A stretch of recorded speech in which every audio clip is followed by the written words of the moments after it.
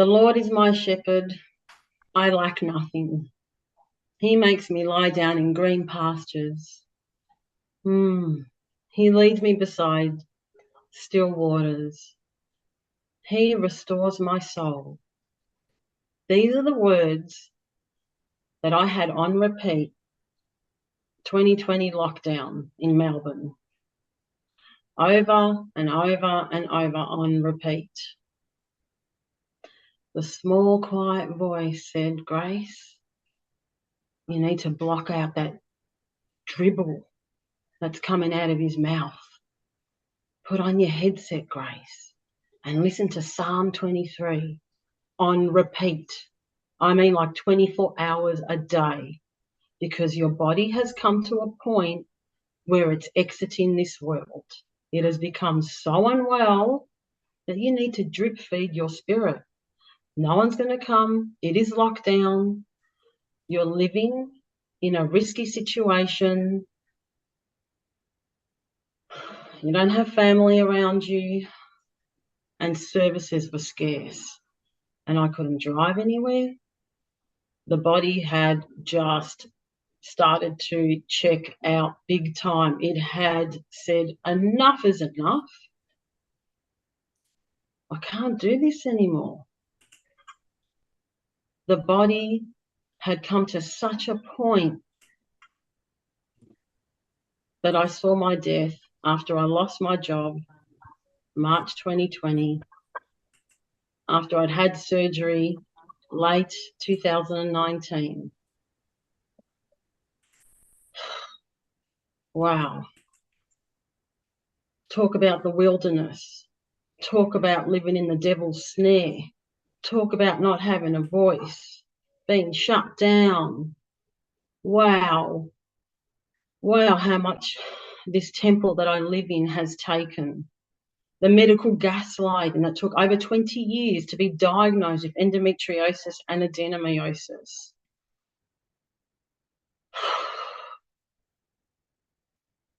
I've had to come to places of forgiveness, of the medical system. Yes, there's been some really good doctors in Melbourne, but also, wow, years and years and years of being shut down just because I'm a female. That's what it felt like. Male doctors telling me, you don't have period pain, you just got to go have a baby and it'll go away. And I'll be like, what on earth? I mean, is that what people get out of years of education? And I would just be baffled, absolutely baffled and beyond myself with despair of constant pelvic pain that would not leave me be. It would interfere with work, with schooling, relationships. I mean, it was a form of isolation in itself. And then getting married. Oh my God. Then getting married. Oh, I need a minute with this one. Whew.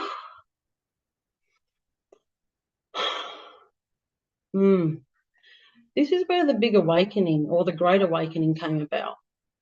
To being a chronic people pleaser, growing up, oh, yes, sir, how many bags, sir? Oh, look, there's a man, he's just walked in the room. Oh, quick, we must get him a drink or must get him food, because that's how I grew up in an Italian family. It's a male, they must be served. And I thought, well, why can't women be served as well? Like, why aren't we all being served? Why am I only seeing one sex getting up and doing everything? Or why is there such an imbalance? And it really baffled me. And I've asked questions. I've asked myself and I've asked God, what is this world about? Like, what to do with all of this? And there are times where I just didn't have answers. But I had the small, quiet voice say, it's okay. I got you. It's okay. Breathe. Calm that nervous system. Come back to body. I once was blind, but now I see. the words in the song Amazing Grace, I never really got those words until the last 2 years of coming out of that insane, crazy marriage. And, you know, if I was to use the analogy of a washing machine, my marriage was on crazy cycle for a good 10 years. We were together for 13. But I tell you what, it was on crazy cycle, boom, full ball.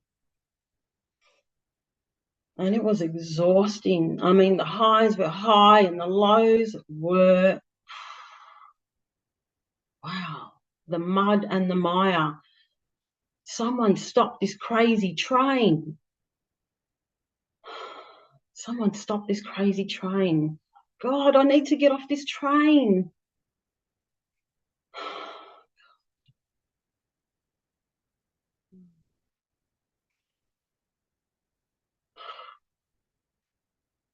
To live in a state of unworthiness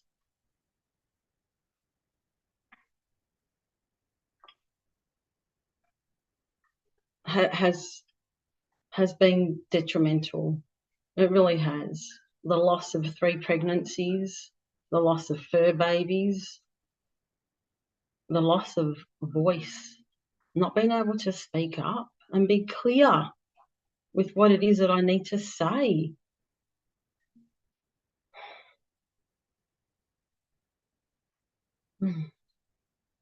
I've been waiting for this time.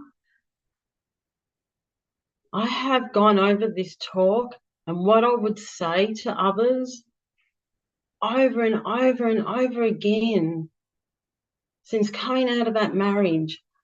I had so much to say. It's like, where can I start? Where do I start? How do I start?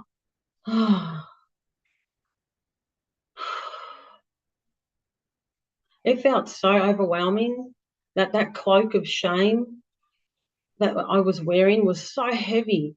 The shame, the humiliation, the embarrassment. Did I really marry into this? Did I really buy this ticket? How blind have I been? What's been going on with my mind for me to meet a guy dating and then come out of it a skeleton of myself? What on earth have I said yes to in my life?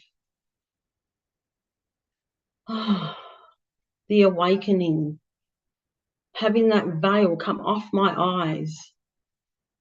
And as I look around my space now, it is lit up. Because that oppressive dungeon that I was living in, because that's what my sisters used to call it, Grace, you lived in a dungeon.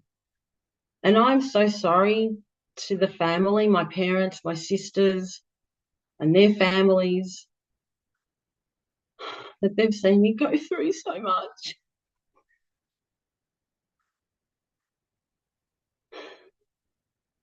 And this is why I need to speak up.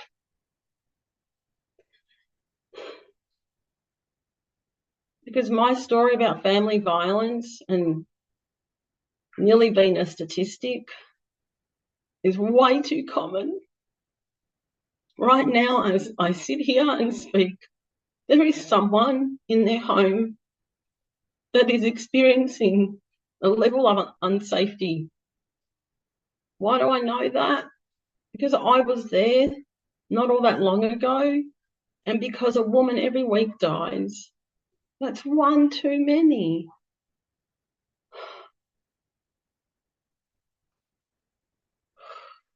So if there's anything that I can leave this space with is there is a light. We are the light. We have a heart, the seat of the soul, and it speaks to us so much. It speaks to me so much. My heart speaks to me. And now I can breathe. I can breathe the air. So I give thanks with gratitude. Thank you so much for this time and this space to be able to speak into this. Thank you.